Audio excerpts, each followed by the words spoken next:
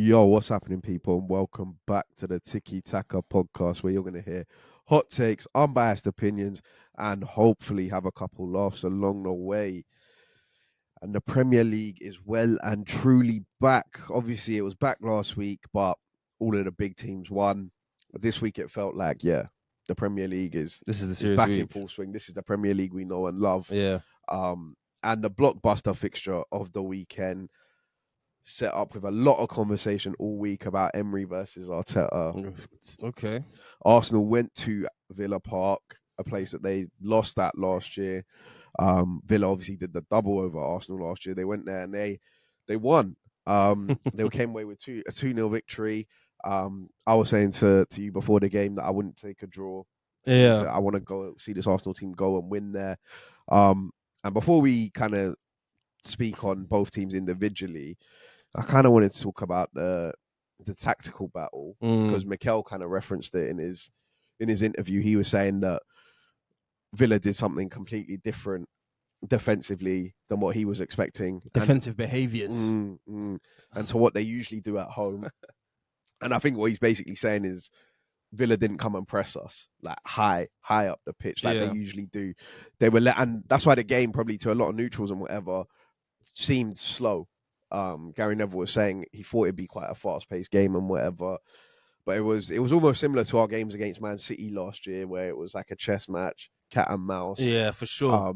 And I think Emery set up his team to just kind of stop Arsenal from playing through the middle of the pitch. No, I would agree with that 100%. I think it was an interesting tactical battle, but you kind of expect nothing less between Arteta and Emery, and it was interesting.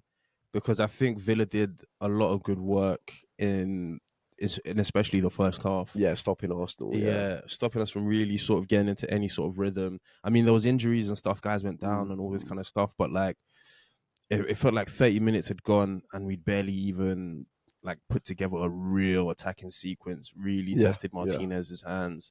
All of this kind of stuff.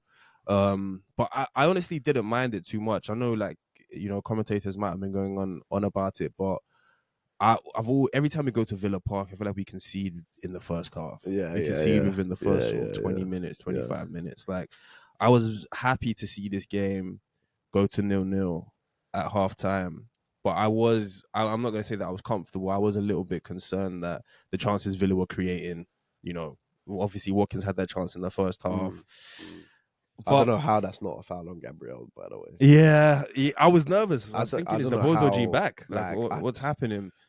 I honestly watching it, I was like, I just don't know how that's not. But you know what it is? And this is like kind of like the Newcastle thing before, where it's like sometimes people, Gabriel's caused his own problems. So that's the thing. Like, people will, it should be a foul. But because Gabriel has his own hand to play in it, I think that's why the refs let it go. They're saying no foul, never a foul. It's not enough to be a foul. But he had his all the textbook stuff. Had his shirt, arms round him, stopping him from getting the ball, like all of that kind of stuff.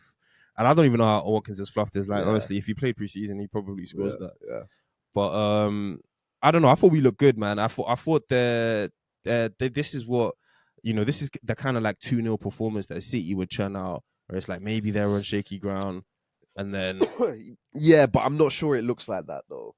You don't think? Because I've seen you do that to Crystal Palace before, where Crystal Palace been the better team 3/4 of the game, but this City with Haaland and De Bruyne, I think like Gary Neville said it on commentary after about 60 minutes, and he was like, both teams just seem to kind of be letting the game drift.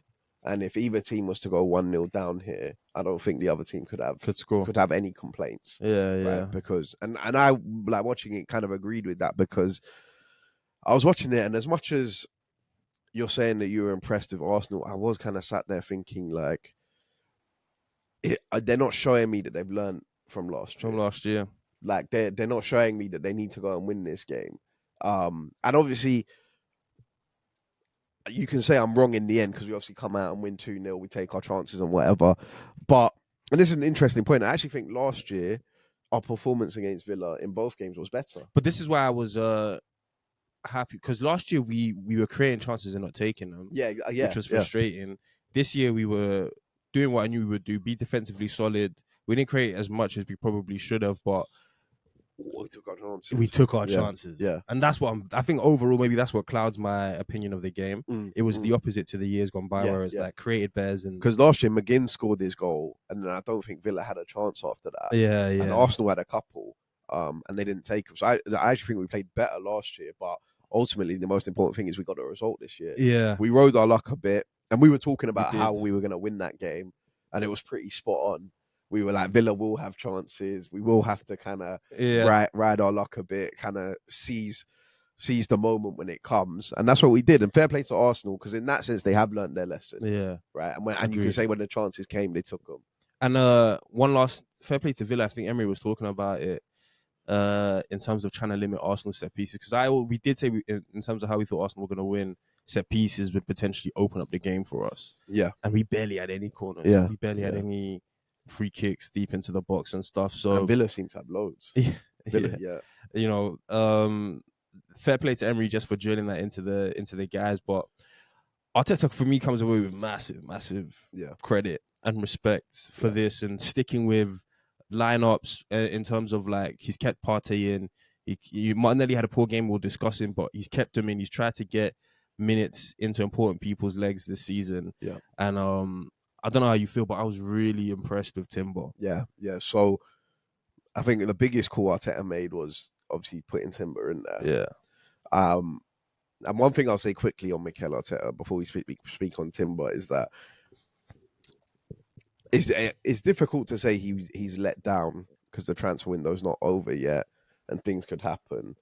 And at the moment, I am fairly happy with our business, but I feel like Mikel Arteta is let down in a way by the board up until this moment, because Arteta's had to go out there with the same 11 that we had last year, right? Obviously, we had Timber last year, but he was injured. That's the one change, right? Other than that, he's gone to Villa Park, a place that we lost at, with the exact same 11 we had last year, and he's gone there and won, right? And that's not to say we have a bad team or whatever, but the board haven't given him, like, if we had lost that game, we would have been looking at it like, had we brought in a forward player or whatever before this game, you give Mikel Arteta that extra option or that much more chance to do something different and go there and win. So I want to give him his praise for that, because he's had to go there with the same team, obviously a good team, but go there and win still. Yeah. Right? On the Jurrien Timber thing, wow. Yeah. Wow, what a performance, man. We knew Zinchenko couldn't start. Yeah. That was another thing Gary Neville said. He was like, in the 2 games last year against Villa, the left-hand side for Arsenal was a problem, because Bailey cooked him in the first game, got the assist for McGinn's goal, obviously scored in the second game. So we knew Zinchenko couldn't start. Yeah. And fair play to Mikel Arteta for also knowing that and bringing Timber in. And I just thought Timber handled Bailey as well as anyone could.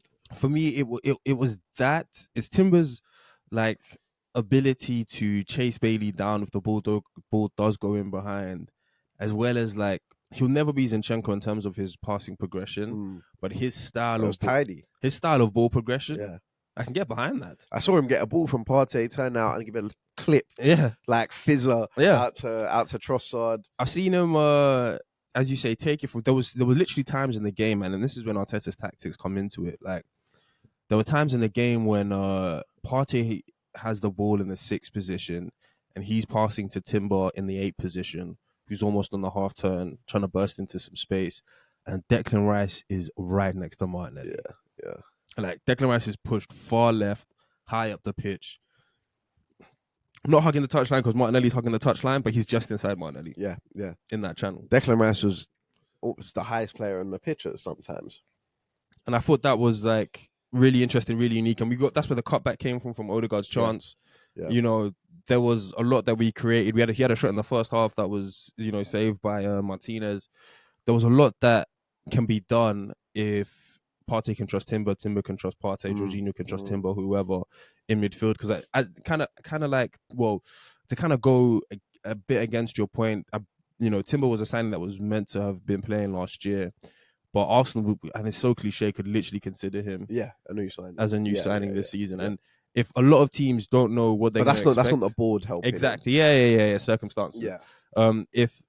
If a lot of teams don't know what to expect or don't know when we're going to play Timber or Zinchenko or Calafiori, then it's going to be a nightmare for a lot of guys if Timber does get in there and we start doing this aggressive ball progression in midfield where he's going to pick up the ball and run, or he's going to, as you say, be cute with it when you expect him to be something else on it. And then we still have the Zinchenko piece, and then Calafiori looked good as well when he came on. Yeah, he did. Calafiori did. He looked aggressive. He looked like a 1v1 clamper. Ake were coming. But I just think defensively Jurrien Timber was solid. That because I knew Villa Emery has set up the game plan. We said this last week before we knew the game plan was going to be get it to Leon Bailey in a 1v1 and try and create something. And whenever Bailey was 1v1 with Timber, he handled him pretty well. Yeah, I agree. I didn't really think Bailey got much joy at all in that game. No. And obviously, I think, it's criminal that we haven't even spoken about this guy yet. Yeah. Leandro Trossard. What Trossard has done for Arsenal, again, a conversation we have off air. Maybe we should just be mic'd up 24/7, just live on there. Yeah. Because that was a great conversation that we were having about what Trossard's done for Arsenal, the pivot from Mudryk and whatnot. But Trossard's ability to score these goals and to have these X factor moments, and it's an unbelievable finish with his first touch of the game. Obviously, he was disappointed to not be starting and whatnot, but Trossard is that guy that if it doesn't look like Arsenal are going to score, it will probably be through him. Yeah, as you say, man, and it's not just today, it's not just this year, it's not just last season. It's from the day he signed with us in January 2 seasons ago up until now. Yep. Obviously there's a lot going to be said and going to be made about him, whether he starts, whether he not starts, but his mentality might be the biggest benefit out of the not signing Mudryk and signing Trossard, because he wants that starting position. Yeah. Even if he isn't getting the starting minutes, he plays as if he wants those starting minutes. Yeah. And everybody can see it. And the produce at the end of it, man. Yeah. So I give him a lot of credit, man. And it's all types of goals. Yeah. It's the left foot, it's the right footers. Yep. It's the headers. Screamers. Yeah. He like the Jota / Lumber comparisons are so apt. Yeah. Because he is that person for us, and the thing about Trossard is he will start games this season. So I don't understand. Like, there's no need for Arsenal fans at least, to go overboard about Trossard starting. Leave it to Sky Sports. They're going to try and push narratives or whatever. But we all know that there's minutes to be had on that left wing. Yeah. And no one's nailed done. Yeah. And if Martinelli's doing badly, Trossard will start. If Trossard's doing badly, Martinelli will start. Yeah. And for Trossard, there's minutes for him because he can play in all three positions in that front line, right? So he will get his time. And obviously Trossard came on for Martinelli, who, his picture's on the desk. He's, for us too, a fan favourite, a personal favourite and whatever. But it does come to a point where you almost have to call a spade, and it's getting tough. It's getting tough. They're putting him in a lot of different conversations. It's getting tough. It's tough to rig him out of. I just think that, and my thing with Martinelli, obviously I've given him a lot of leeway last year's season. Whenever we spoke about him, people are talking about Trossard being clutch. I saw Fuad saying, when has Martinelli been clutch in the last 18 months? He scored 2 winners against the 2 title. Right? I don't think the clutch thing is really something you need to throw at Martinelli. But I was looking at this game, and Matty Cash has gone off. Yeah, and some 19-year-old guy. We've got a 19-year-old guy making his Premier League debut. Yeah, cooking. This guy should welcome to the Premier League. Exactly. It should be yams, cornbread, whatever you want. Martinelli should be cooking him for 70, 80 minutes, right? Teach him a lesson, make him sleep well at night. Yeah. Do everything that we know Martinelli can do, and Martinelli didn't really cause him any problems. And you know what? I'm a bit tired. Like, I still have a lot of rope to give Martinelli. Like, I still think he can and will have a good season, a better season than he did last year and all of this kind of stuff. I'm not in the camp of like completely selling all my stocks, but I'm running out of rope. I'm also tired of like making excuse. Oh, it's because of Zinchenko. The left-hand side. It's because of Tomiyasu. It's because he doesn't have a natural left eight.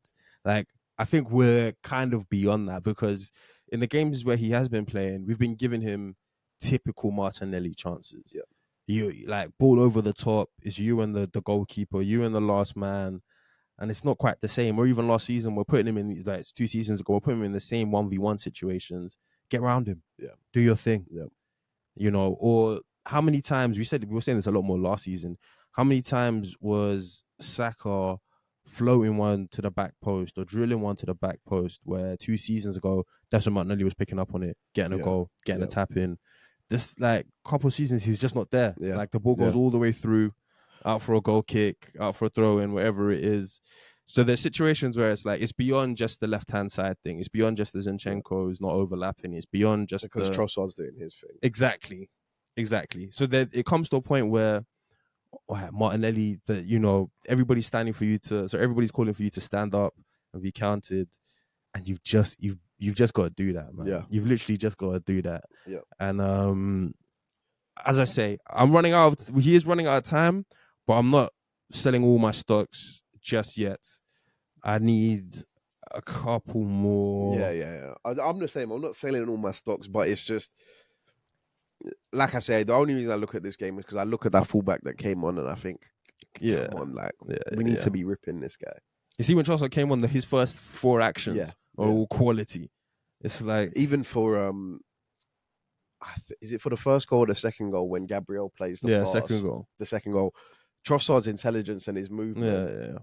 The 19-year-old's never seen anything like that. Right? Like a little, and then move at the right time, the Gabriel pass. And you should be having that. You've had 3 seasons of Premier League football. Exactly. But yeah, and then also, obviously, Arsenal managed to unlock Villa in the second half a lot through their play on that right-hand side. And this triangle that has been spoken about a lot of Saka, Odegaard, and Ben White.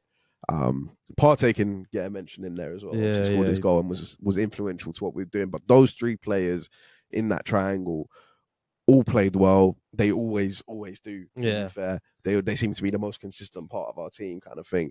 But I think Ben White in particular, his role in that can't be, because a lot of casuals might look at it and say, well, yeah, it's Saka and Odegaard, and anyone can do what Ben White does. Anyone could go in and play there, right next to Saliba and all of this. But I think Ben White's role in that, his IQ and his football understanding, from whatever Mikel Arteta's taught him. Like, Ben White doesn't need to be Trent and get the ball in a position where he can cause a problem. Ben White just has to make a run that creates space. That's what I was about to say. It's his football IQ and his football understanding and his timings of the runs that is so big for us. And the selflessness as well. Like, Ben White will make runs, and it's not always like an overlapping run. Yeah, it could be an under. He can make a selfless underlapping run where Partey or Odegaard or whoever's never really going to give him the ball in the number 10 spot in between both centre-backs where he needs to turn and shoot.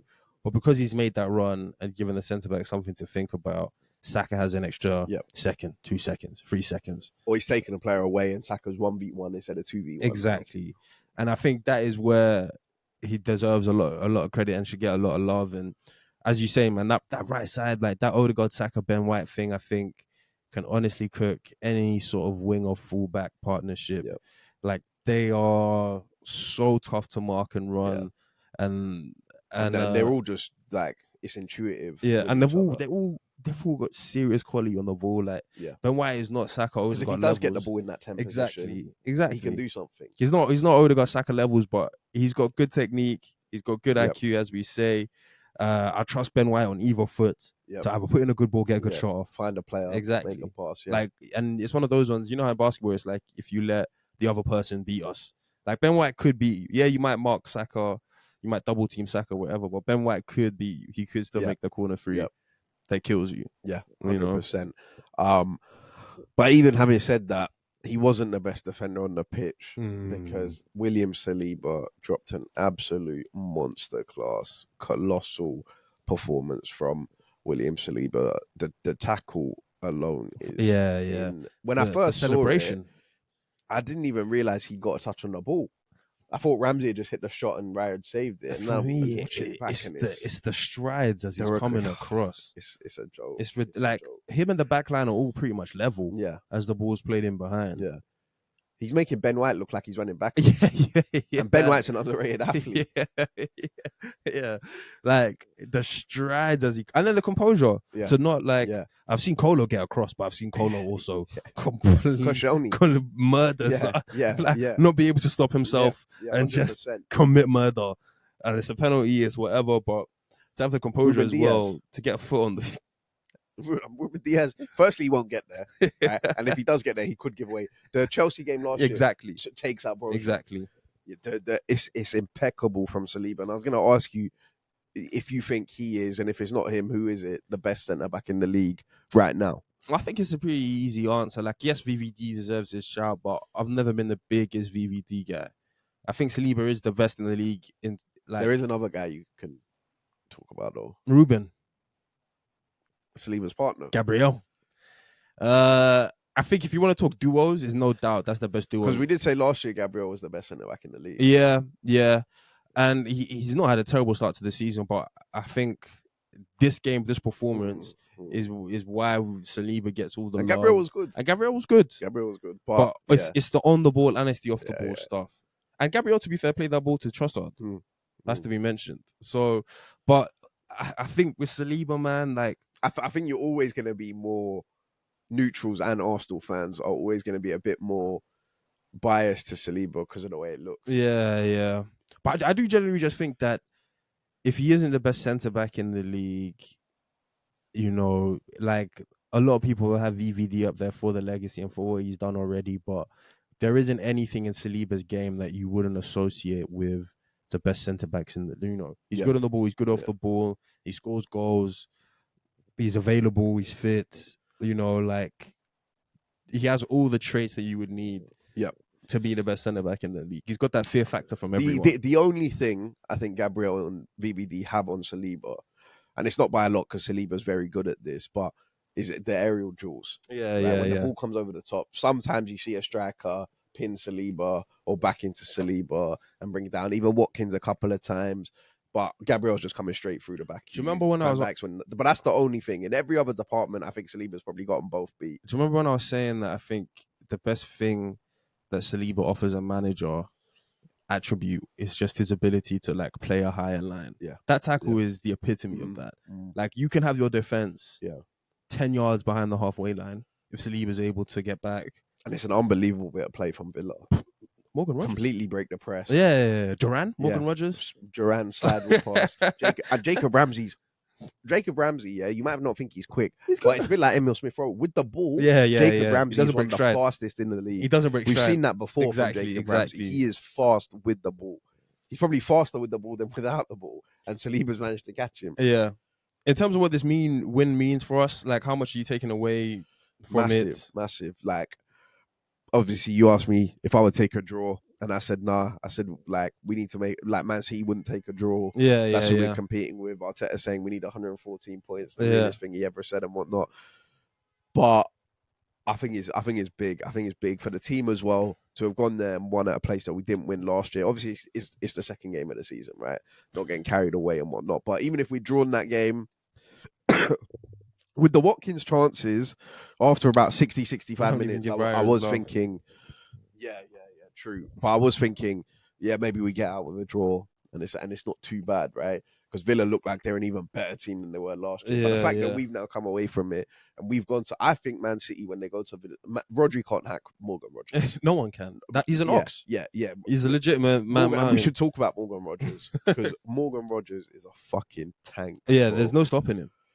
That guy was arguably the best player on the pitch. Yeah, he was making Arsenal's midfield look like McAllister and Endo. Also, at times, I know the thing that I like, but also don't understand is his actual position, because I know he was scoring goals for Middlesbrough, like he was one of their top scorers in that sort of run under Carrick, and then when he broke into the team last year, it was almost as if he was playing in midfield as like maybe an 8, but pushing forward a little or bit. he was even playing from the left. Yeah. Now he's got this like sort of second striker. Yeah, Brian Watkins. Oh, yeah. He's got this. But you know the other. It's cold. Maybe it's just me, but I feel like Morgan Rogers didn't look like this last year.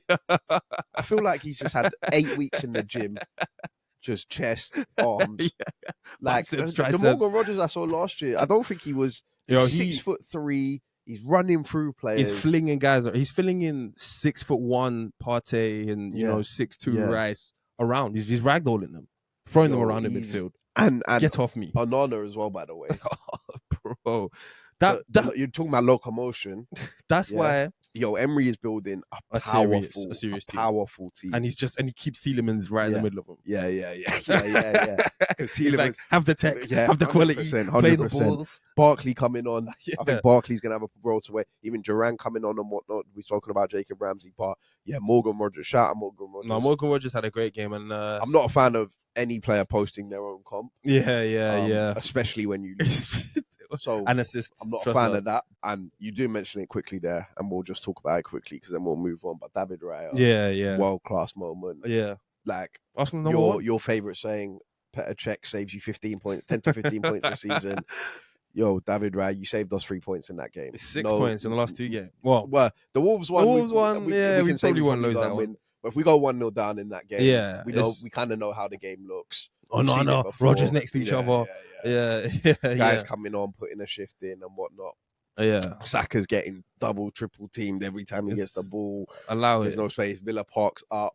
Yeah, David Raya, you saved us 3 points on the weekend without a doubt. I still can't believe. I still don't know how you've done it. It will be the best day of the season for that. You won't find a better one. Yeah, so massive shout out to David Raya. I can't really say too much more on that. But we will move it on because this weekend, Fabian Hurzeler became the third different. He did it for us. We called him out. The third different Brighton manager to be Eric Ten Hag. That's a fact. The third different Brighton manager to boss Eric Ten Hag. And before we even get into the game, because like I said, you really felt this was the Premier League we know and love. How much is that early kickoff? Yeah, cherished, the biggest, adored, or one of the biggest aspects of the product that is the Premier League. What I'll say about saying like why they always said to me, never choose your captain if he's got a 12:30 kickoff. Never back. It's a whole betting thing. Never back the early kickoff. And it always produces, man. Yeah. It always produces. Whether you've been out on a Friday night, slightly hungover. Wake up and you see Man United, right? And I'm awake, I'm alive. Yeah. I'll be there for that. Whether you've got 4 or 5 hours sleep. Yeah, it doesn't matter. You need to get up. I'll be there for that. Yeah. And it was a good game, even beyond just the result, man.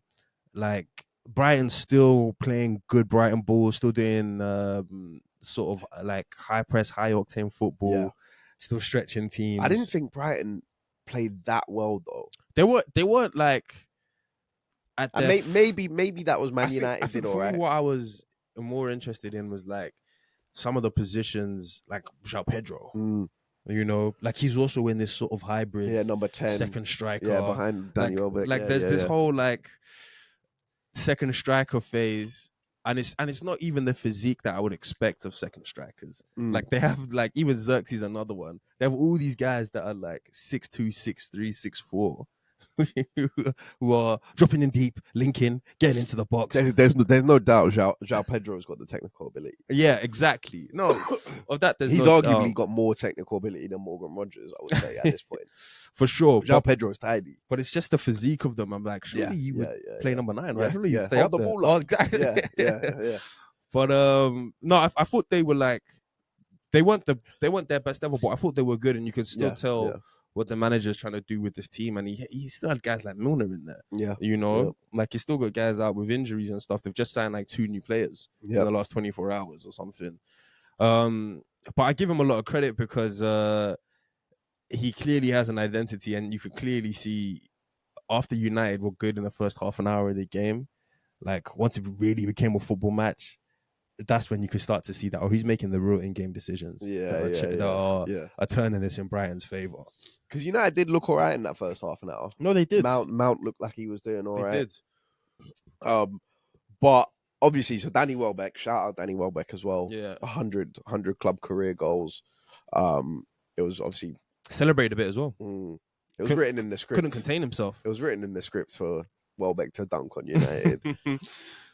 What did you make of the first goal, though? The Welbeck goal. Like, do you think Maguire could have got there? I've seen everyone kind of getting onto Maguire, and yes, Maguire should clear it, right? His left foot. Yeah. On the. Yeah, I think so. That's what you want your centre back to do. Yeah. If that's William Saliba. Yeah. Right? And obviously, but if that's Van Dijk, if that's Ruben Diaz, if it's even De Ligt, we saw De Ligt clear one with his left foot when he came on. Right, that's what you want from your defender. But after that's happened, there's another phase of play, right, where Mazraoui doesn't do enough to stop the cross from Matoma, right? And to be fair, I told Mazraoui I was going to be watching, and I think he actually did all right. He did all right as well. I wanted to come and kill him. Yeah. I said before the game, innit? Yeah. I never needed someone to get cooked more than Mazraoui. I wanted to come and kill him, but he dealt with Matoma very well. But in that situation, I think he needs to do more to block the cross. And Lisandro, I don't know why he's not marking Welbeck and he's marking the guy behind him or whatever. It's not all of Maguire's fault, but he should clear the first ball. But then obviously United come back into it. And Ahmad scores. Yeah. Ahmad, who I don't think played that well in the first half, cost United quite a few times. I know United fans were banking on him to it was one of those do something for me this game. I was seeing guys talk about Ahmad trying to put him in Saka conversations. And he took his goal fairly well, to be fair. And then obviously the big moment, Garnacho's goal that cost him by Bruno Fernandes points in FPL. Yeah. Joshua Zirkzee, not his fault, nothing he can do about it. I blame Garnacho. I think that's harsh still, though. I think. What do you want Garnacho to do? Bro, you've got the whole goal to aim at. Yeah, but it's never that easy. You got the whole goal to aim at. It's harsh to blame him, I'll agree with that, but come on, bro. Because the ball's coming across the box. Garnacho's running at full speed. It's on his left foot. Come on, man. There's no goalkeeper in there, but you're asking him to beat a goalkeeper. It's more of a freak incident than it is anybody else's fault. But if blame has to be shared, I just think Garnacho's not even calculated that Zirkzee could be offside here. He's. But I think that's kind of fair, no? Oh, I don't know. These things happen quick in football. No, it's a second. He's got a second to realize it. As soon as the ball goes past Zirkzee, he's got a second to sort his feet out, get a good contact. His eyes on the ball, making sure he makes good contact. Yeah, I think that's a bit harsh. It's right there. The near post is right there for him. He goes for the tough one, back across goal. I wouldn't be getting onto Garnacho for that. I can't say I'm getting onto him, but if I need to share blame, delegate blame to anybody, he's getting it. Still think it's harsh? I'd give it to Zirkzee before Garnacho. Nah, as you say, he's sliding. That's just because I like Garnacho more than I like Zirkzee. Even Bruno, just take the shot. Give me my points. Yeah, I know you can score from there. Yeah. He might come out my team, man. I've already sold him for Smith Rowe. We'll talk about later. But obviously that happens, and once that happens, the pressure then builds on Man United. Ten Hag's making centre back substitutions because that seems to be his go-to thing now. Yeah. And Brighton obviously end up scoring from a corner. Ball comes out, second phase of play. Great ball in from Adingra. Serious quality. Guy. Great header from João Pedro. But for all the Man United fans that wanted to say that last week's game against Fulham wasn't reminiscent of last year. Yeah. This one was. And that it was different. You can't say this was carbon copy of Eric Ten Hag's Man United. Yeah, this is Ten Hag, right? And they bottled it. They don't even come away with a draw. Yeah, they have to lose the game, right? Which we saw so many times last year. Fulham happened with Brighton, happened with whoever else, Brentford, Chelsea, right? They're there. You've got the point. It's a tough place to go, Brighton. As much as United fans probably want to win that game, you get out with the point. It is what it is, right? But no. The defending on that second... You asked me about the defending on the first goal. The defending on that second goal... It's terrible. ...is a joke. It's an absolute joke. Also, yes, I think the thing for me is when the ball comes back out to Adingra, everybody takes a backward step and they're just all right, well, put the ball in then. Let's see. Yeah. And he does. Pedro's there. And someone's behind him. Yeah. Lining up. But I do think that the funniest thing about all of this is having Liverpool next. Like a win and a draw, you go into the Liverpool game saying maybe a draw. Fans would have taken that. 2 wins. Even if you lose like a 2-1. Exactly. Fans would say, you know what, I'm still seeing improvements with all of this kind of stuff. But Win. To lose this game versus Brighton and then to go into an informed Liverpool team at home, if you lose that one 2-0, 3-0, the conversations on Ten Hag. It all floods back in. Before international Have break. we made any progress? Are we better off? You know, what managers are out 3 there? points from 9. All of that stuff starts to come into it. And like, they haven't lost that game just yet. Last year we wrote them off. They won it, that kind of stuff. So you can't write Man United off at home, But I don't think Man United will lose that game. I don't think they'll lose that game. I don't think they'll. But they love to give themselves the toughest task. Yeah. Job on the line, Ollie. Exactly. Job on the line to pressure possible going into the next match. And as we were saying, on this game, they play quite well in the first half an hour. Yeah. But Ten Hag's in-game management and in-game adjustments. Taking Bruno off. I couldn't understand it. I thought there was an injury. McTominay. I thought there was an injury.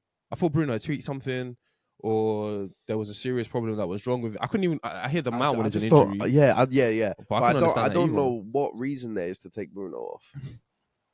He just got the new deal. He just got the armband. And if you're gonna win this game, it's gonna be because Bruno's done something.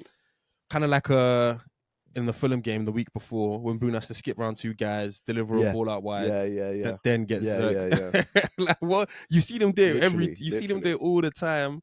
Why wouldn't you trust your guy in the moment? And another guy who did get taken off, and I want to kind of mention a bit here, because a lot of guys are asking for him to be dropped from the team, saying he doesn't deserve a place. Marcus Rashford, he kind of doesn't deserve a place. He doesn't. Garnacho should be on that left. Ahmad should be on that right, and I think, similar to the Martinelli thing, this is Veltman. Yeah. Veltman's 34. He can't run. Like, just knock it past him, rinse him, ball in the box, do something. But Rashford's all-round game, not only his end product, but even just getting involved, linking the play, having a good first touch, beating his man, is all so bad right now. I think no position can suffer an identity crisis like a winger. Yeah. Like, when a winger's going through an identity crisis, like Rashford, him and Martinelli in the same 26? Yeah. Like, Rashford doesn't know what his game is anymore. He doesn't know. Like, sometimes he plays the wing position as if he's not, like, when he's beating the guy for pace, to chop back. You don't chop back. You don't need to chop back. Yeah. Or I just feel like sometimes he doesn't know his best attributes, bro. You should be ripping these guys. You should be asking for the ball in behind. You should be always looking to stretch and test defenders. And I'm not saying he's not doing any of these things, but like, he's not though, really, to any sort of level of consistency. And as much as I agree that Rashford shouldn't be starting, I do think for Man United, who want a bounce back season, who want to sort of break into the top 4, to rely on Garnacho and Ahmad to be starters is kind of crazy.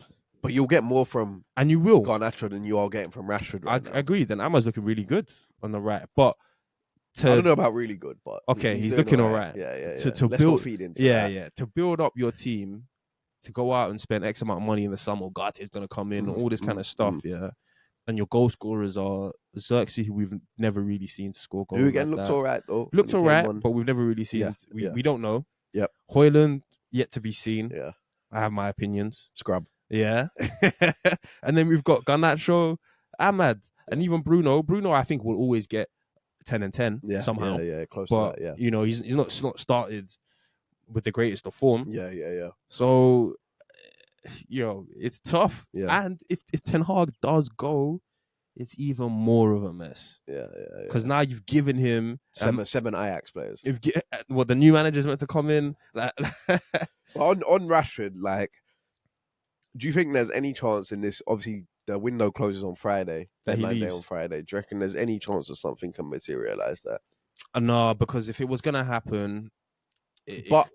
I hear that, but on the flip side, after these first 2 games, and the way people are alarm bells should be ringing. Alarm bells should be ringing. People are asking for him to be dropped, but I think he'll make him look even more of a coward, and he'll kind of like, he should leave. And we said at the beginning of the summer that he should leave, but if he was to leave now after 2 bad games and just say, you know what, I'll take a pay cut, I'll come to Arsenal, I'll move to Chelsea, whatever. I just feel like it would leave such a bad taste in his mouth and United fans' mouths that it would be tough to really get going anywhere else as well. But I think if you ask a lot of United fans, they would say they would sell him.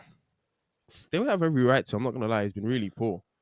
But I feel like if Rashford, a guy of that size and quality, wants to get a move, it would look haphazard and last minute if it was to come now. You should be getting pre-season moves. You should be getting pre-seasons in the new squad and all this kind of stuff. It should be the Mbappe rollout.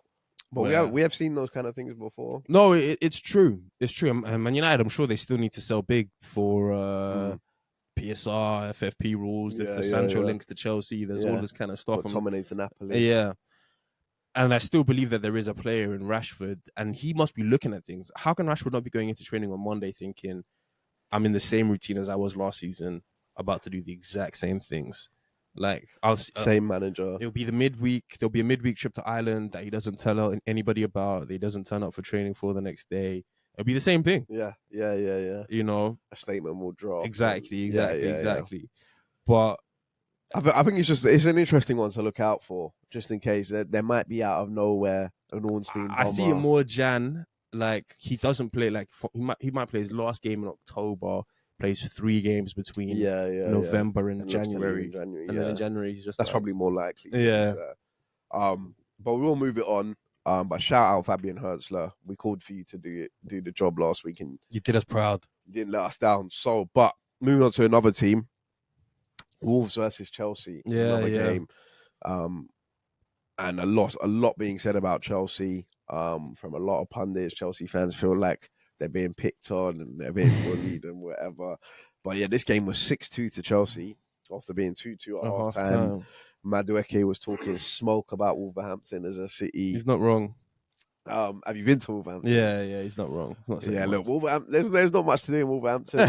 But I'm not gonna call a place a shithole. The only place I'll call a shithole is probably Nottingham because I lived there for 3 years, so I've got a good assessment on that, right? But yeah, there's not much to do. You told me Derby was a shithole. Yeah, but I don't need to go to Derby to know that Derby's a shithole. Yeah. It was better than I thought, but it was a shithole. But yeah, Wolves. There's not much to do in Wolves. I can understand for someone like Noni why he's probably saying that. He's only been there for a night as well. He's not even. Yeah, but the one thing that Noni has to do if he comes out and makes that mistake and puts it on a story, he needs to turn up. Yeah. And he bagged a hat trick, and he was cold. He was. We've always kind of been Noni fans on this. I still think he's a bit of an unserious guy. He is. The Instagram story alone proved that. Yeah. It won't be the last Instagram story from Noni all the stuff that he does this season. Enzo Maresca saying, I like Noni, but he needs to be serious in every training session, every warm-up. Noni's the class. He's the Joker. Yeah. But Noni's cold, man. Noni's got bags and bags of ability. Yeah, I heard Enzo was like kind of saying like, you know, there's no guarantees whether he stays, whether he goes. Yeah. This was obviously before the last 2 games in which he scored in. And to your point, I agree, man. Noni does have bags and bags of ability, and he might not be Chelsea's starting right winger, but I don't know if he is anything more than Chelsea's like second option on that right wing. Like whoever, if it's Pedro Neto, if it's Cole Palmer, if he's like just under those 2 guys as the person that should be starting or getting serious minutes on that. And that's, you could move Palmer to the 10, you could play Neto off the left. But in my mind, from his ability and what he's shown in this season and the end of last season, like, he probably does deserve to stay, and he probably does deserve to be 2 or 3 on the right wing position. I think he might get, like, I was having this conversation with Armand, I was like, as much as we rate Noni, I just can't ever see him getting consistent minutes in this team. Because Noni you think he can only really play on the right. And how many guys do Chelsea have that can play on that side? How many options do Chelsea have that could come into this team and could play? And Nkunku didn't start. Felix didn't start. Yeah, the Felix signing is what is interesting. Because yeah. But if not, obviously he's not going to score a hat-trick every week. But if he puts in good performances, I do think Maresca will give him a run at games. That is true. He's a very good right-sided player, man. And why should Maresca put makeshift people like potentially Felix, potentially Nkunku on the right when you have Noni. Yeah. You know, like if you don't trust Nkunku if you don't trust him on the left, why would you not? Why would you trust him on the right and start him over Noni Madueke? So it's one of those ones where you're right. It's Noni. It's down to Noni to claim his position. But even still, having said that, man, Noni played well today over the weekend, and we should give him praise and credit for all he's done. But January could come around and Chelsea could sign another winger. Yeah. In that, I mean, Noni scored a hat-trick, right? By January, Noni could be on 5 league goals. Yeah, exactly. And he's just scored a hat-trick. Yeah, exactly. My other issue is that, and this is kind of not really Noni's fault, but almost the squad building at Chelsea is that, and part of the reason why I love Pedro Neto as a player, and I would have taken him at Arsenal, but he wasn't my first choice, is because I feel like if you don't play Pedro Neto on the right, you sacrifice so much of his game. So much. He can play on the left, yeah, right? But why would you not want to maximize what you can get from him? Because he is that good, yeah, right? And Neto on the right is clear of Madueke on the right, in my opinion, right? I think they're building up for that, though. I think they're like Neto came on the left and he was balling. It's interesting that he started Neto on the left in his first 2 sub appearances. Yeah, because Mudryk got hooked at half time. But I do think that, like, once it all sort of shakes out, Neto will play off the right, and Cole Palmer will probably be more central. Yeah. And then whoever it's going, whoever it's going to be is going to be on the left. But Cole Palmer, man, goal, 3 assists. I can't believe it. Like, I did the nonchalant gimmick like everybody was talking about on Twitter, not adding Cole Palmer into my team, thinking he'll blank versus City. He blanked. And then I was like, Wolves, that could be a really tricky game. Yeah. Wolves away. I wouldn't be surprised if, Lamino. I should have captained him. He saved a lot of people this week, but bro, he can't stop, man. And he took his goal really well. We know he's got that quality. I can't even really get onto him. His 3 assists were pretty similar, but it all looked like the same goal. He's made the right play at the right time to the right person. Yeah. Like, it's one of the ones where I want to hate on it, but you've just done your job, and that is an assist. You put your guy in a position to score. But I've said this before on the podcast. I've said this to you. Cole Palmer's game is so output heavy. Yeah. It's like I think Odegaard's better than Cole Palmer, right? And I don't think that's like a mad take Crazy or whatever. Statement. But Odegaard, people will think that, you will never see Odegaard get numbers like Cole Palmer because his game isn't that output heavy like Cole Palmer's is, right? Cole Palmer strikes me as a guy who goes out there, and we were talking about this off air a bit about guys having the mentality of like, I just need to score today. The Ruud Van Nistelrooy kind of thing. Yeah. Obviously, I don't think anyone's going to have it to that level. Yeah. But Cole Palmer, I think he is very motivated by his numbers. Whereas I think Odegaard can look at his game and not get a goal and assist, but still understand that he's played very well. Yeah, I super agree influential. I think it just comes down to recognizing it in the moment. Like Cole Palmer, in that moment in transition, is like, this should be an assist. A killer. Yeah. Like where makes the right decision, right way to pass. Yeah. Perfect. He doesn't ask the guy to do anything else other than score. Exactly. Put this one on. Exactly. All 3 of those, he's giving it to Madueke. Madueke takes 1 touch, bang. Like we do in training. Simple. And the 2 of them have built a pretty good relationship with each other because of Poch. Yeah. So shout out Poch. But yeah, I think that's another reason that might keep Noni in the team is that they seem to have a good relationship. But one thing I wanted to say, because I watched this game, and we talk a lot about all the players Chelsea have and the quality that Chelsea have. But when you actually see it on the pitch, it's a bit crazy, man. It's scary. Yeah. Because that second half, they were on it. Gary O'Neill came out in his presser after and said, I've never seen anything like it. Right? And he's played Pep for a couple of years. He's played top teams. Bro, they brought Neto, Felix off the bench, and then man were cooking, finding space. Then Nkunku came on. I said it, man. It takes a manager. The quality is scary. It takes a manager. Because you're right, man. We were talking about the left side. You've still got Jackson and Nkunku. Jackson played well as well. You can play on that way. He got his goal as well.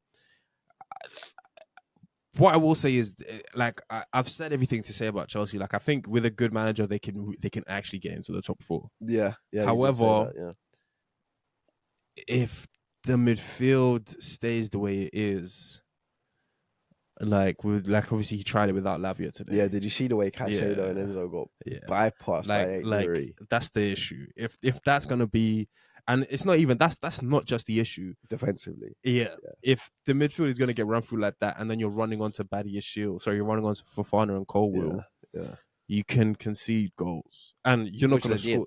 You're not gonna score 6 every time. Because that first half, both teams looked good. Yeah, obviously it was 2-2 at half time, and kind of almost looked like Wolves were in the ascendancy, and then obviously the attacking talent for Chelsea just kind of took over. But that's a very good result for Enzo Maresca. It is.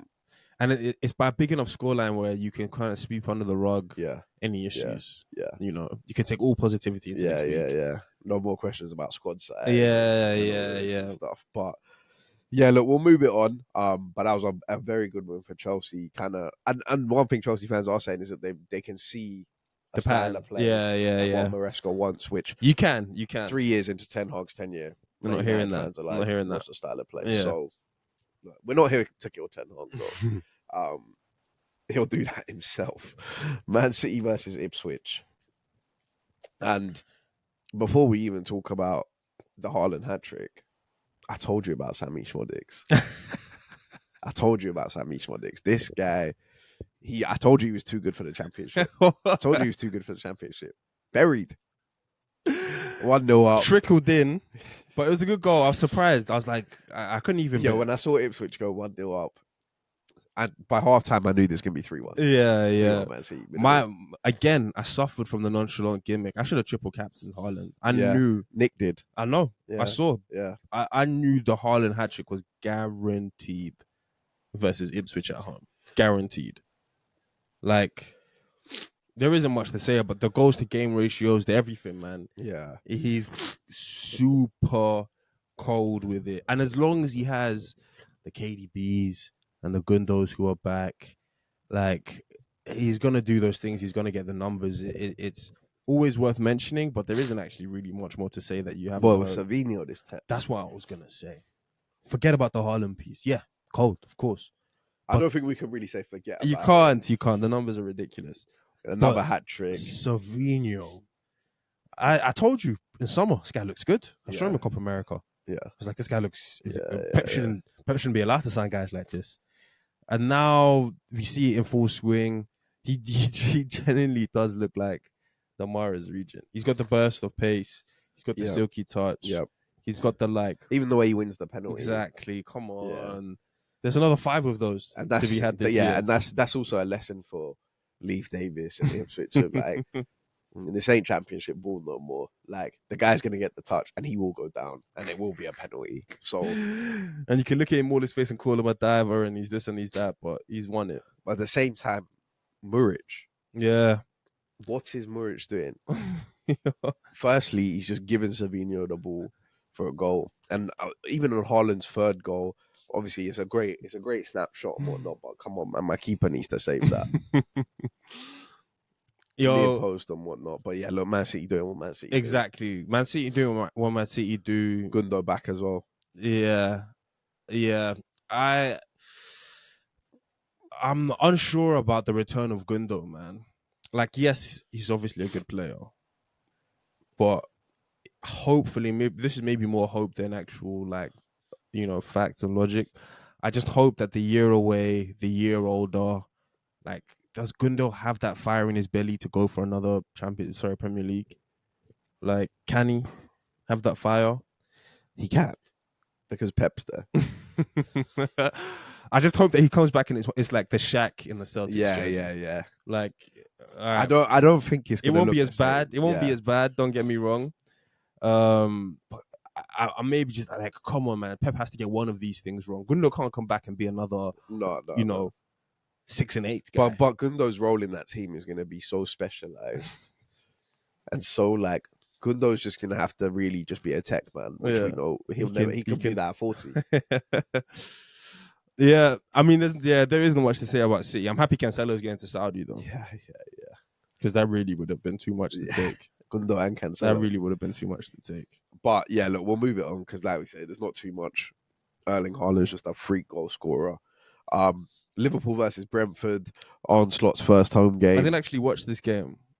It was a decent game, to be fair. Gravenberch in the 6 again. Was he doing it? He did all right. Is it sustainable? No.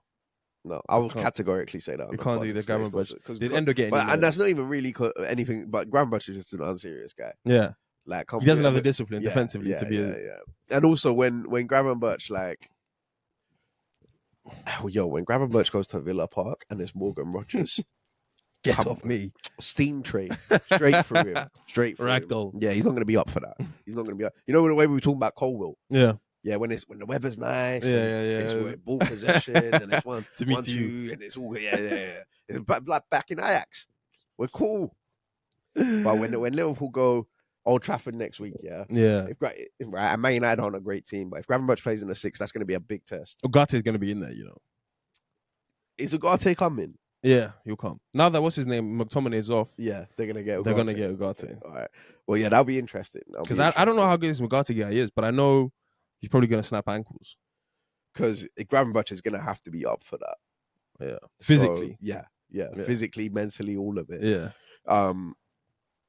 But obviously Salah gets his goal. Luis Diaz took his goal nicely, but Thomas Frank has like a playbook of when he goes and plays away from home against the big 6 team. And I've seen it every Man City, Arsenal, Tottenham, Man United. He does the same thing. Yeah. Right.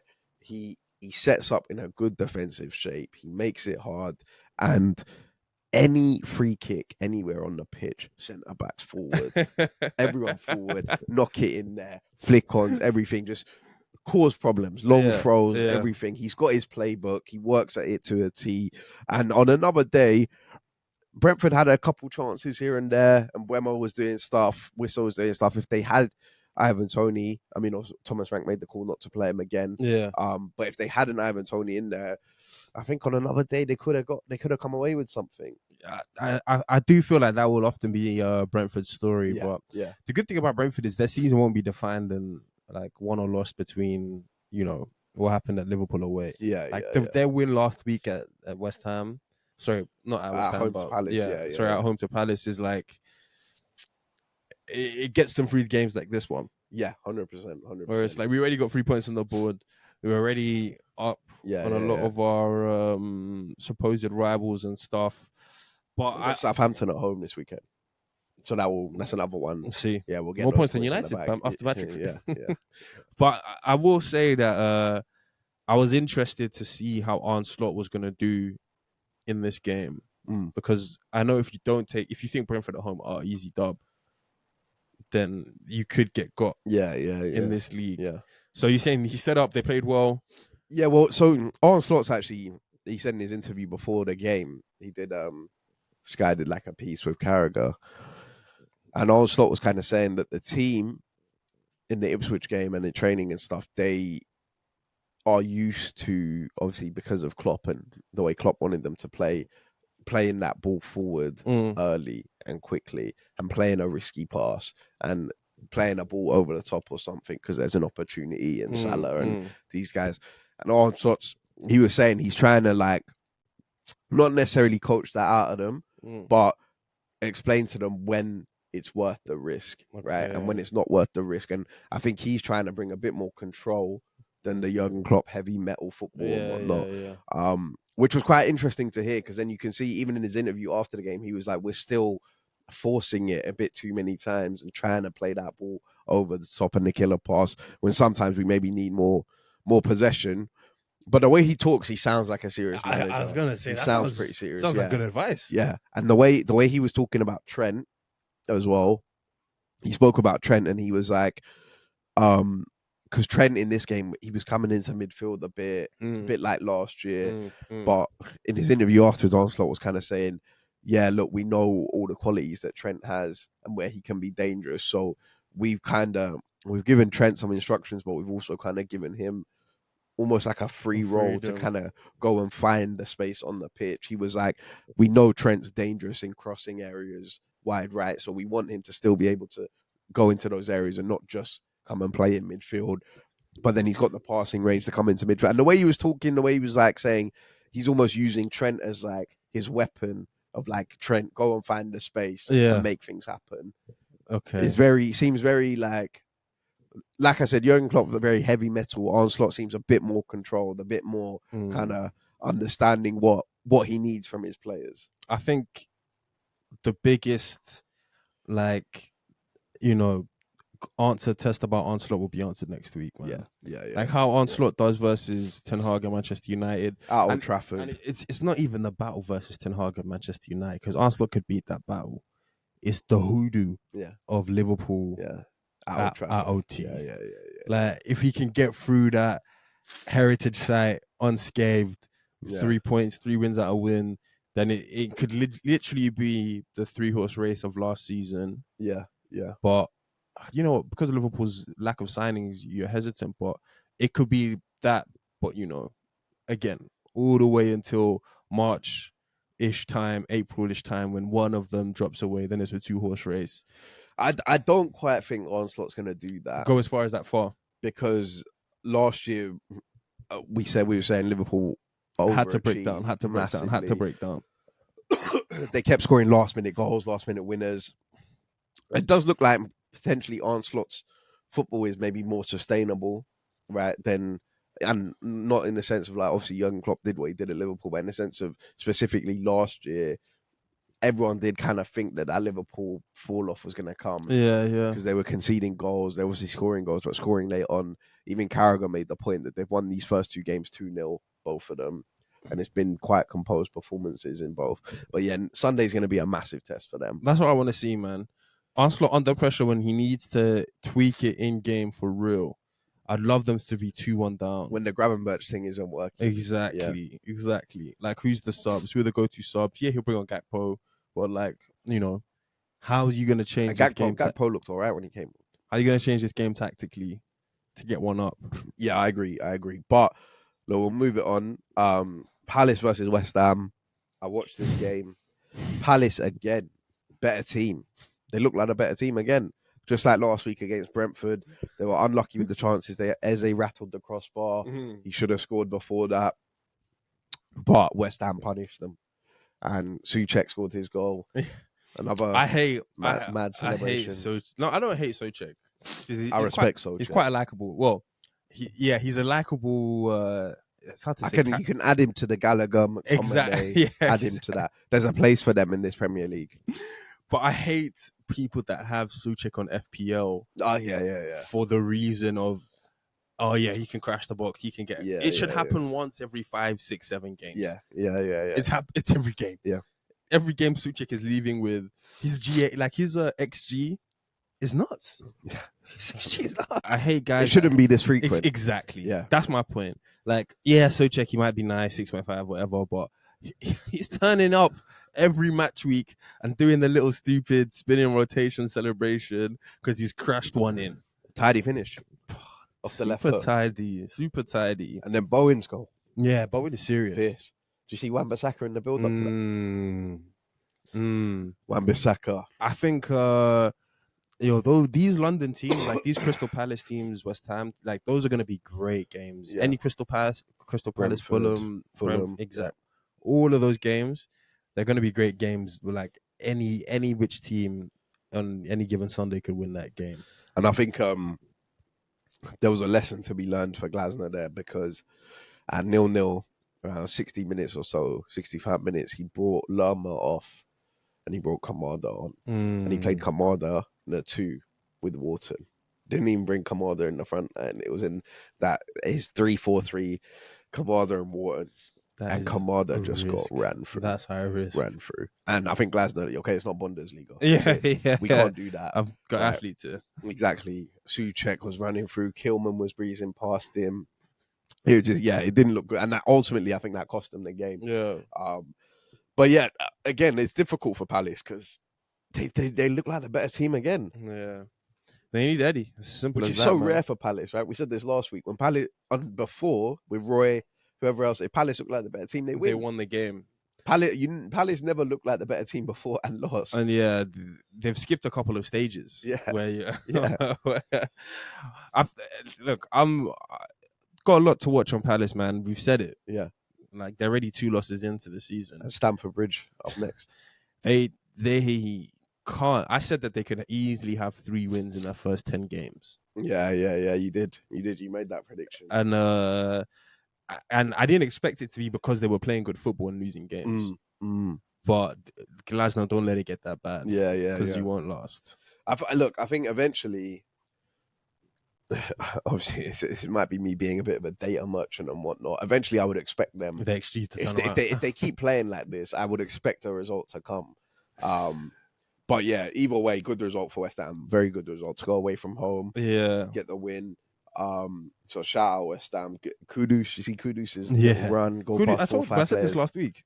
Kudus is a serious player, and the right wingers in the Premier League. God forbid. Yeah. God forbid coming up against them. Thank God for Jurrien Timber. But yeah, Fulham versus Leicester. Yeah, our boy Emile Smith Rowe.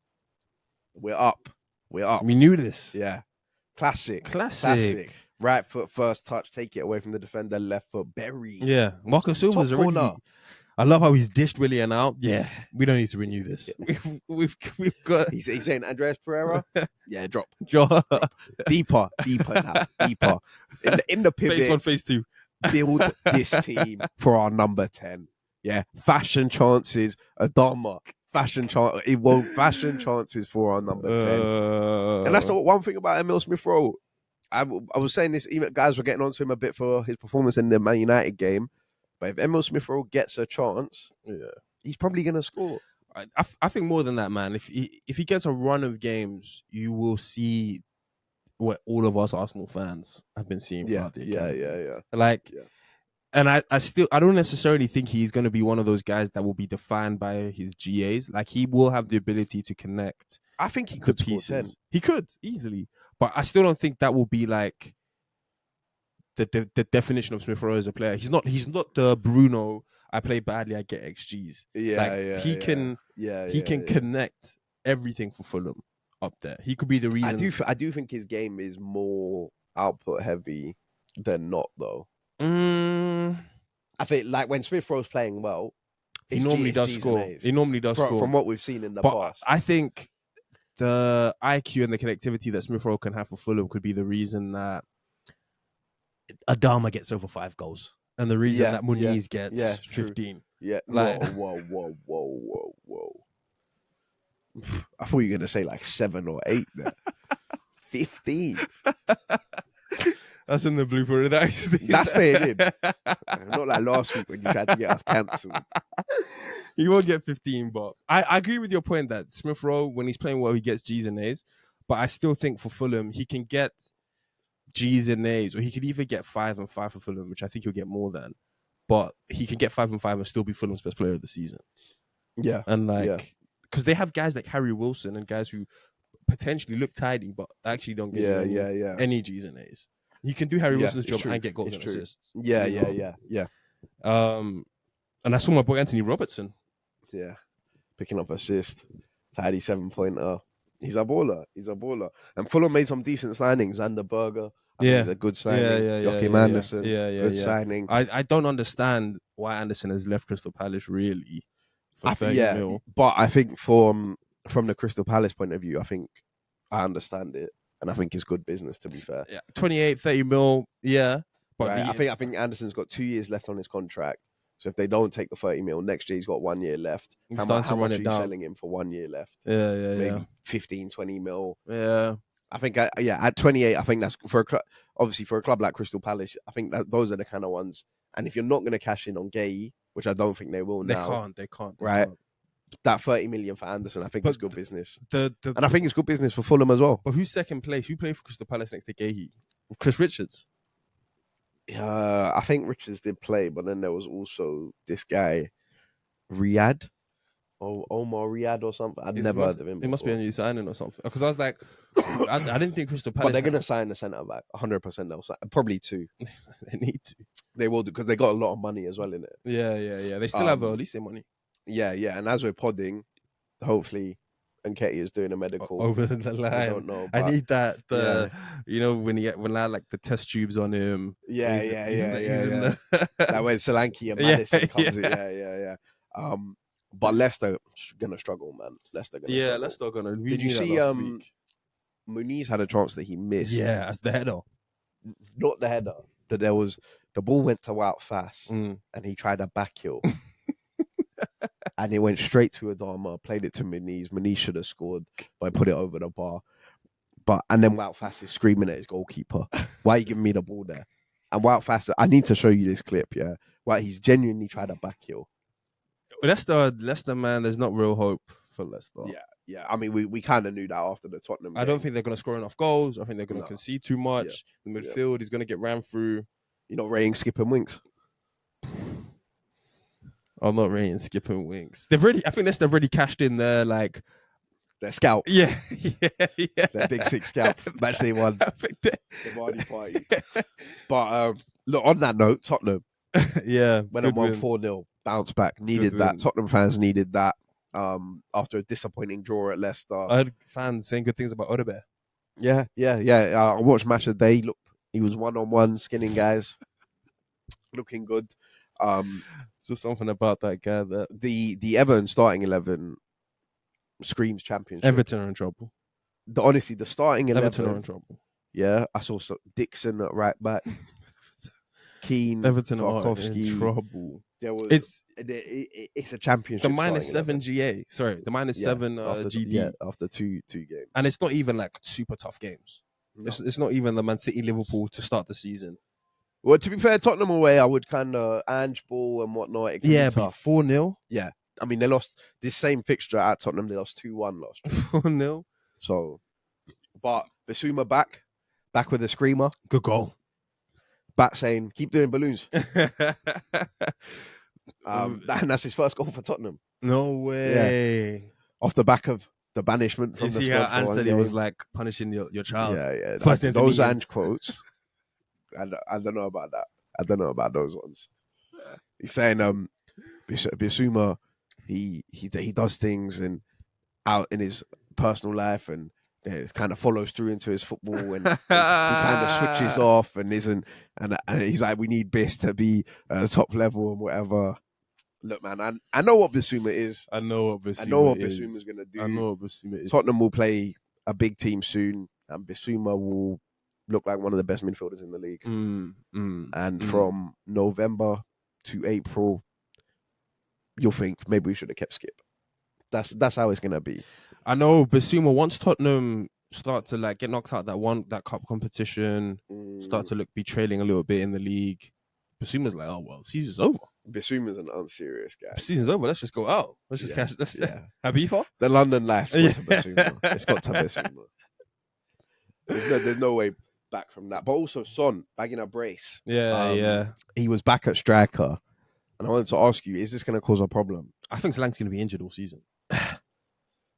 I think he's going to be in and out. It's game week 2, man. Allow it. I've seen the writing on the wall, man. I've seen the writing on the wall. Because this is one of those in training injuries. Yeah, did you see that thing? He started every game for Bournemouth last year. yeah. This is one of those in training. Solanke's going to come back. And then the December period is what's going to ruin him. His legs be tendons. He's not coming back till December now. It's still August. Coming off the bone. that lamb shag. But Son striker, hamstring. Son striker, the issue is if Son scores goals at striker and then Solanke comes which back. We know he does. And then Solanke comes back and Son stops scoring goals. And Solanke doesn't pick up Son's slack. But I think it might cause a problem for Solanke, you know? Solanke... Because of the price tag and whatnot, Solanke kind of has to start. And obviously there's certain games where Son won't give you much, especially big away games. But the one thing Son guarantees you in these kind of games is goals. Yeah. He's a sharp shooter in these kind of situations. I mean, one of the first goal that he scored, Pickford. I just don't know what Pickford's doing. He'd be giving the ball under no pressure, no real stress. He can see Son all the way. It's not that Son's coming from the blind side. And it's like Pickford chooses to run even slower. You can see Son all the way. And, from that point in the game, it's a tall order. 2-0, it's done. It's within done. 10 minutes, it's a tall order. Whatever it was. Van der Ven had a nice surging run. Yeah. Tottenham played, defensively, they played well. I mean, I don't know how good Everton trash. Yeah, but defensively, they played well. And I'm not going to lie, Tottenham's defenders or defensive unit, they're going to contribute this season. I can already tell. They're going to get. They're going to get. Yeah, exactly. They're going to get assists. They're going to get goals. Maybe because midfield, they have to make up. It's like you have to make up for so much in the midfield. But yeah, Tottenham's defensive unit are going to get goals and assists. And I don't know. I don't know what to make of them, man. Honestly, Bat was telling me Kulusevski was balling. I don't know about that. He had an alright game. I don't know if he was balling.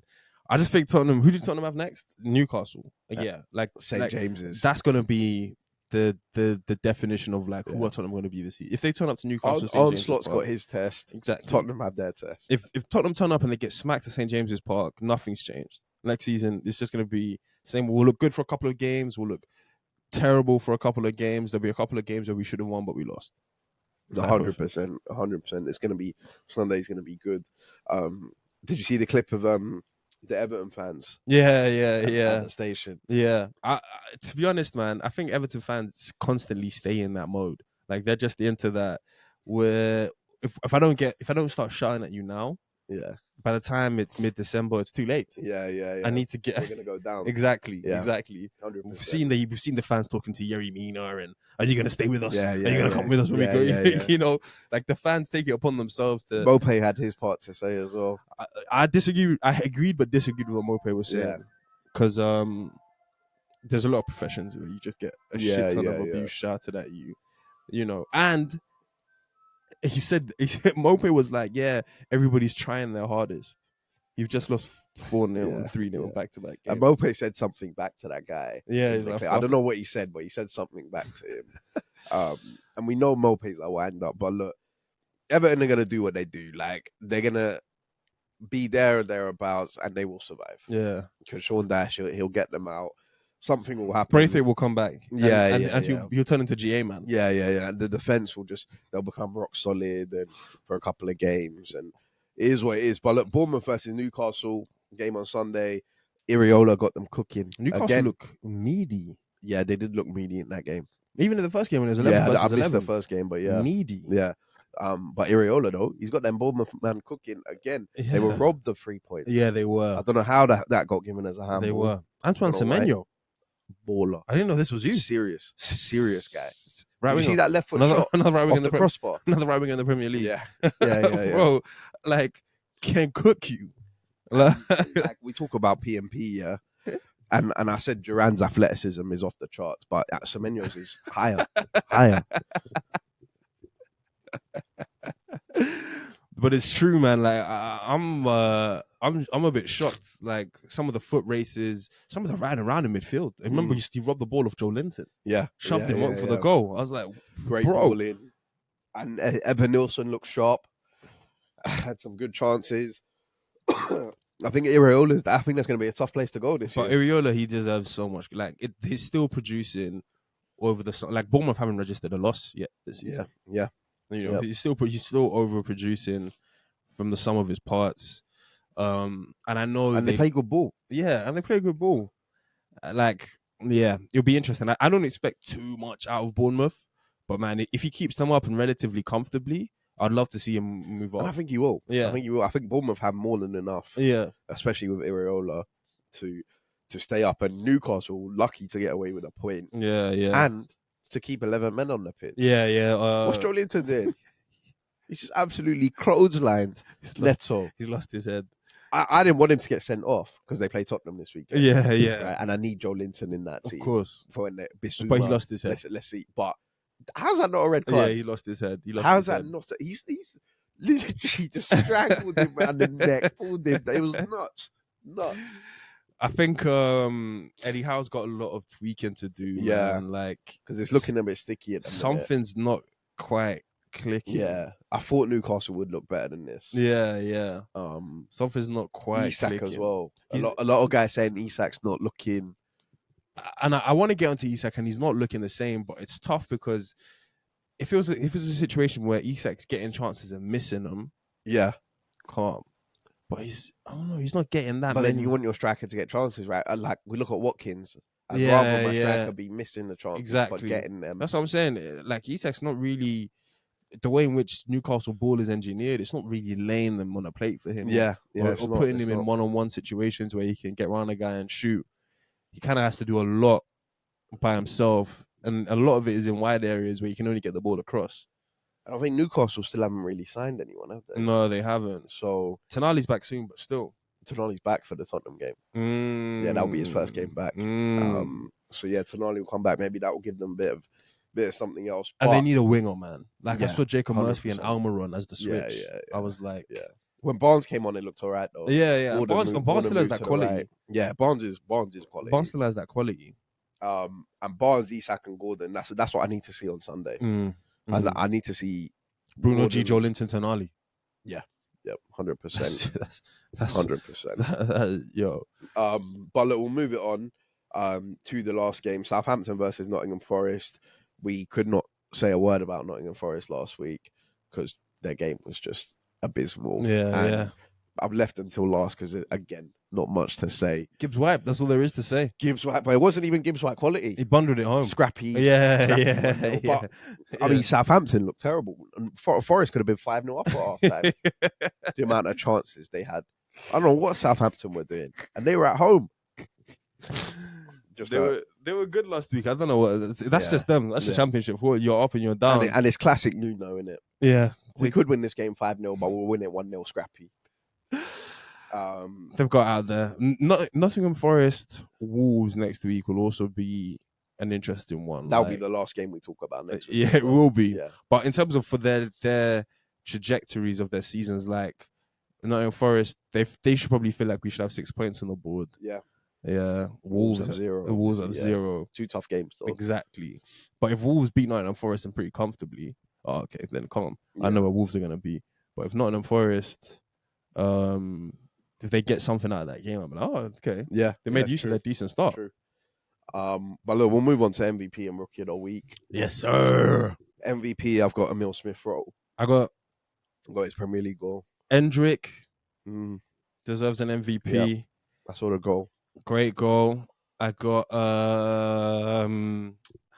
should really write my MVPs down because I had so many coming into this.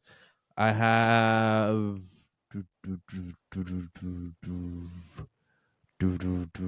Barcola.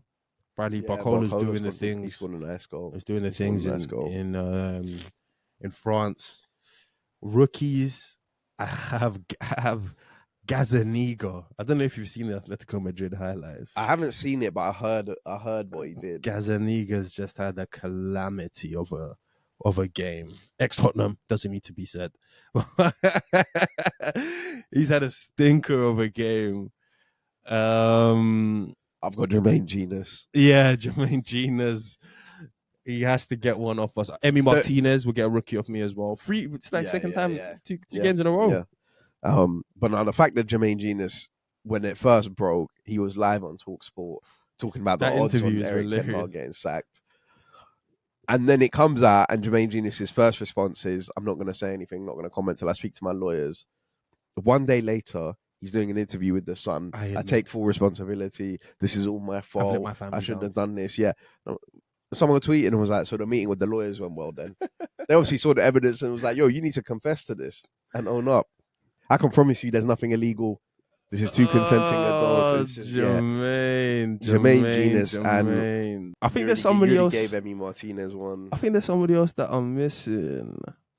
Noni gets an MVP from... Yeah, Noni's hat-trick has got to get an MVP. Talking smoke and backing it up. Yeah, no. Yeah, no, that's it. That's it. All right. Well, yeah, thank you guys for listening. Obviously, we've got Premier League games next week, and then we've got an international break, 3 games into the season, which, jarring, but big fixtures next weekend, especially next Sunday. Looking forward to that. So thank you guys for listening. Please subscribe if you're watching. Let us know what you think in the comments. We'll be here next week to talk about some big fixtures. But thank you guys for listening, and we'll see you next week. Peace.